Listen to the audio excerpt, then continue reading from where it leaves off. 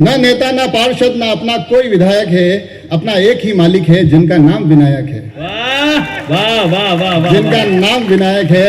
और ये लाइनें वैसे मैं सभी जगह बोलता हूँ। अभी नगर परिषद 3 तारीख वाले मंच पर भी काफी लोग इसमें से मेरे को दिखाई दे रहे हैं, वहां पर भी बोला तो थोड़ा घबरा गया। नगर परिषद का मंच था, पार्षद को बोल दिया, मैंने कहा न नेता न पार्षद, तो पेमेंट के लिए अड़क गए पैसा, स्थितियां गंभीर हो जाती है। मगर अभी का जो नगर परिषद का बोर्ड है बड़े शानदार बोर्ड है। और क्योंकि 3 तारीख को कवि सम्मेलन नगर परिषद के क्षेत्र में था, राजनगर, वहां से अभी 7 तारीख, अभी 4 दिन बाद यहाँ कागरौली आए हैं। कोशिश करेंगे कुछ नई चीजें लेके आऊं, कुछ पुरानी। तो नगर परिषद का बोर्ड वास्तव में शानदार। और भाई साहब बुद्धि प्रकाश जी, भाई साहब मैं आपको बताऊंगा कि हमारे यहाँ अशोक जी, अच्छा पेमेंट है ही नहीं, धन्यवाद। कविता भी है। तो बुद्धि प्रकाश जी भाई साहब, यहाँ नगर परिषद का बोर्ड इतना शानदार। अशोक जी पार्षद साहब हमारे चेयरमैन, एक दिन इनके पास बैठा मैंने कहा यार अशोक जी भाई साहब, यार आपका कार्यकाल बड़े अच्छा चल रहा है, बातें चीजें चल रही है। इतने में कुछ एक लोग आए, उनके पास बैठे, उनको अशोक जी वो कह रहे हैं यार ये हो गया, वो हो गया, वो हो गया, वो हो गया। अशोक जी सभी को एक जवाब दे रहे भाई साहब, कि सभी को एक जवाब दे रहे, कह रहे बिल्कुल बिल्कुल जनता जनार्दन की राय से करेंगे, बिल्कुल जनता जनार्दन से पूछ के करेंगे, बिल्कुल जनता जनार्दन से पूछना पड़ेगा। मैंने कहा अशोक जी कमाल के आदमी हो यार, क्या सम्मान दे रहे हैं सारे लोगों को। वो तो मुझे बाद में पता चला कि ये कह रहे थे जनता जनार्दन से पूछना पड़ेगा, कि जनार्दन जी यहाँ के आयुक्त का नाम है। तो आयुक्त साहब से पूछ करेंगे। और ये यहाँ, और वास्तव में आनंद बिखरा पड़ा। अभी आनंद का आप देखिए, ये पार्षद से जिक्र आया, मेरा अपना सम्मान चल रहा था, मैं इधर कोने में बैठा हुआ था। मैं अमूमन सभी कवि सम्मेलन कोने पे बैठता हूँ, क्योंकि एक बार कोने पे आदमी बैठा रहे तो पब्लिक भी देखती है, बेचारा कोने में बैठा था, सुनाएगा तो सुनाएगा, नहीं सुनाएगा तो भी कोई तकलीफ नहीं है। तो मैं एक तरफ रहता हूँ, कोने में बैठा, मेरा सम्मान हो रहा है। सम्मान में एक बार नाम लिया, गलती से दूसरी बार भी नाम ले लिया। तो मैंने कहा अरे मेरा हो गया। इतने में प्रमोद जी पीछे से बोले कि अरे कोई बात नहीं है, तो लोकल है, इसलिए वापस ले लेंगे। ये आनंद है। छोटी मोटी कविताओं के साथ आपको जोड़ूंगा, क्योंकि अभी तक के कवि सम्मेलन में लगभग तमाम बातें हुई है, देश की बात हुई है, समाज की बात हुई है, कविताओं में हर चीज आ गई है। एक चीज नहीं आई है, वो मेरा शहर नहीं आया है। तो ये समझिए कि मैं मेरा शहर लेके आया हूँ आपके पास। अगर आपको लगे धीरे धीरे मानसिकता बनाइए, एक बार जोरदार तालियां बजा के मुझे बताइए किस प्रकार से अभिनंदन। और क्योंकि ये ऐसा मंच है, इस मंच पे जहां मैं खड़ा हूं, ये मंच से मैंने शुरुआत की थी। और भाई साहब जब मैंने पहली बार यहाँ कविता पढ़ी थी, बड़ा ही आनंद आया था। इसी प्रकार से ये सोफे लगे हुए थे, उस दिन थोड़े लंबे थे, मैं वहां तक बैठा था, अपना काव्य पाठ पूरा किया, मैं वापस जाकर बैठा। थोड़ी देर में बीच से उठ के कवि आए मेरे पास और मेरे को बोले यार बहुत बढ़िया काव्य पाठ किया। मैंने कहा धन्यवाद भाई साहब। अरे नहीं आपकी कविताओं से शानदार मजा आ गया। मैंने कहा धन्यवाद भाई साहब, एक काम करो यार तुम जाके बीच में बैठो। मैंने कहा अभी इतना बड़ा नहीं हुआ भाई साहब, पहला कवि सम्मेलन है, बीच में कहा बिठा रहे हो। कह रहे बड़े बड़े की बात नहीं है, मेरे गुटका थूकना, इधर से थूकने में आसानी रहेगी। तो ये चीजें होती रहती है। एक दृश्य में आपको सौंपना चाहता हूँ, नेताओं को लेकर काफी सारी बातें हुई है। एक किरदार, नेताओं का एक किरदार, हालांकि हम छोटे शहर से आते हैं, छोटे शहर में सारे बड़े नेता होते हैं, बड़े शहर में छोटे छोटे नेता होते हैं, उनको कहते हैं छुटभैया। ये कविता मैंने कहीं सुना ही नहीं, आज पहली बार इस मंच से सुनाने की कोशिश कर रहा हूं कि वो छुटभैया जो फोटो खिंचवाते हैं ना, तो फोटो का अलग ही माजरा होता है, मगर वो जो नीचे लिखते हैं ना, उसका मजा अलग है। तो यहां से कविता का आप आनंद लीजिएगा, उस मजे को महसूस करिएगा कि आजकल के छुटभैया की एकमात्र ललक कि किसी तरह नेता संग दिख जाए अपनी झलक, तो वो भारी भीड़ में उस फोटो के होने तक टिकते हैं। वो भारी भीड़ में उस फोटो के होने तक टिकते हैं। और मजा तो तब आता है जब भाव कुछ और होते हैं और फोटो के नीचे कुछ और लिखते हैं। यहां से कविता प्रारंभ होती है कि मजा तो तब आता है जब हाव कुछ और फोटो के नीचे कुछ और लिखते हैं। जैसे कि नेताजी सोच रहे हैं, जैसे कि फोटो में नेताजी सोच रहे हैं, होकर हैरान परेशान, कौन ये शख्स बिल्कुल अनजान, और छुटभैया उसके नीचे लिखता है नेताजी के साथ महत्वपूर्ण चर्चा के दौरान। छुटभैया उसमें लिखता है मैं नेताजी के साथ महत्वपूर्ण चर्चा के दौरान। और उसका और आगे के आनंद लीजिएगा आप कि नेताजी सोच रहे हैं उच्चका मार न ले मेरा पर्स, और उस छुटभैया उसके ऊपर लिखता है कि नेताजी के साथ शहर के विभिन्न मुद्दों पर महत्वपूर्ण विमर्श।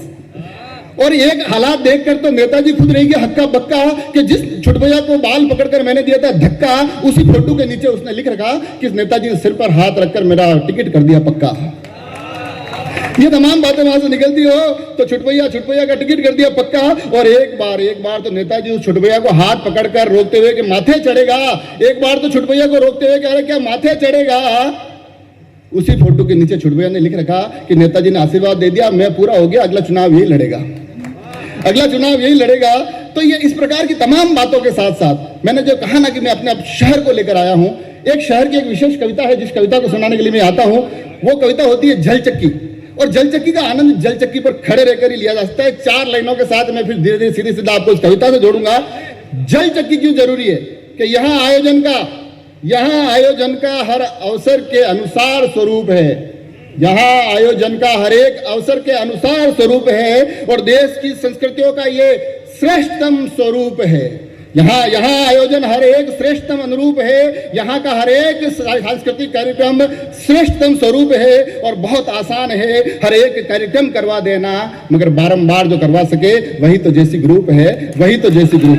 तो यहाँ से मेरी कविता प्रारंभ होती है कि मेरे शहर के सर पर श्रीनाथ का आशीष है। मेरे शहर के मालिक प्रभु द्वारिकाधीश है। झील की अनुपम आभा के दृश्य बड़े विहंगम हैं, पर देखो सारी राहों का मेरे यही तो संगम है।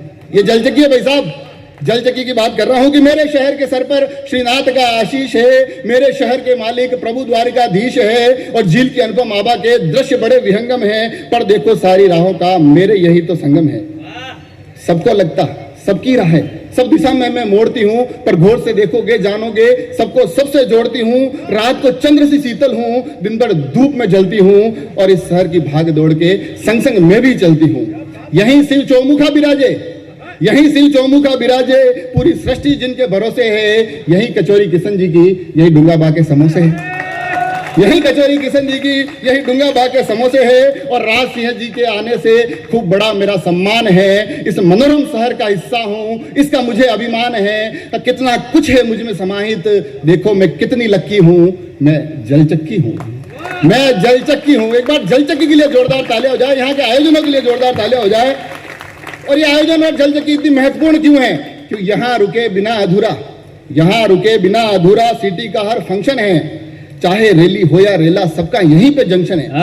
बड़ी बड़ी रैलियों में इधर उधर नेताजी भाषण दे रहे होंगे कि हम कहीं नहीं रुकेंगे, वो रैली भी यहाँ रुकती है। इसलिए जल चक्की महत्वपूर्ण हो जाती है कि यहाँ रुके बिना अधूरा सिटी का हर फंक्शन है। चाहे रैली हो या रेला, सबका यहीं पे जंक्शन है। कुछ अच्छा हो या अनुपम हो, होता उसका जय घोष यही है। कुछ अच्छा हो या अनुपम हो, होता उसका जय घोष है। और अगर गलत कुछ हो जाए तो उसका भी अफसोस यही है। यहीं पे जलसा, यहीं पे धरना, यहीं पे हर एक धरना है। यहीं पे जुलूस, यहीं पे जलसा, यहीं पे हर एक धरना है। चाहे स्वागत हो या विरोध, सब कुछ यहीं पे करना है। जन्माष्टमी पर ढोल नगाड़े यहाँ खूब ही बजते हैं। गणपति पर नए रूप में मेरे गणपति सजते हैं। गणपति पर नए रूप में मेरे गणपति सजते हैं। हर हल्ले की हुंकार यही है। हर रैली की आदमी आया हट्टा कट्टा, नाम है इसका मनोज गट्टा। बहुत अच्छे। कि हर हल्ले की हुंकार यही, हर रैली की ललकार यही है। और शहर में आने जाने वाले शख्स का होता पहला सत्कार यही है। और तेज दौड़ती गाड़ियों की देखो रुकती रफ्तार यही है, क्योंकि सबसे सक्रिय थानेदार यही है। और थानेदार कौन से?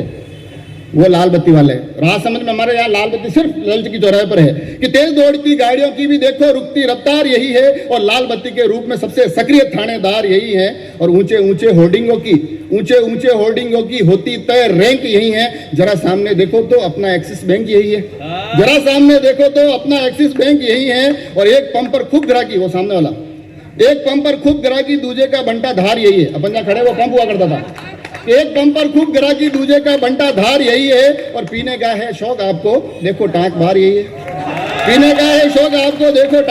यही है। होगी दुनिया बहुत बड़ी, अपना तो संसार यही है। क्योंकि मेरे तो सब यार यही है, जैसी की झनकार यही है। मेरे प्यारे नरसा का सारा प्यार यही है।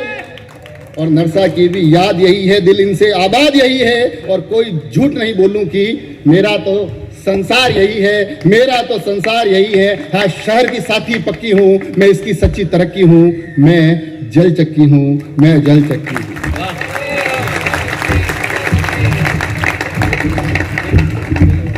अच्छा,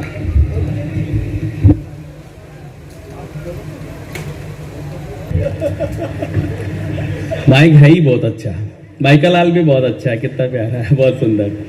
हाँ भैया, कवि सम्मेलन में जिस तरह की कविताएं हम सुनाते हैं वो एक शगल होता है, लेकिन हेमेंद्र जी को सुनना एक अनुभव रहा। क्या बात है कि कवि को वो तो कहना ही चाहिए जहां वो रहता है वो कैसा है। हम लोग बाहर से आए हुए तो हमें सुनते, आप लोगों को कैसा लगा नहीं मालूम, लेकिन हम जो बाहर से आए हुए हमें सुनते हुए लगा कि यार कवि अपने आसपास के नजारों को बहुत मोहब्बत के साथ देखता है। जोरदार तालियों की गड़गड़ाहट के साथ हम आदरणीय हेमेंद्र जी को बधाई देते हैं कि अपनी दृष्टि को बनाए रखना, ये तो कृष्ण का भाव है कि आसपास देखते रहो।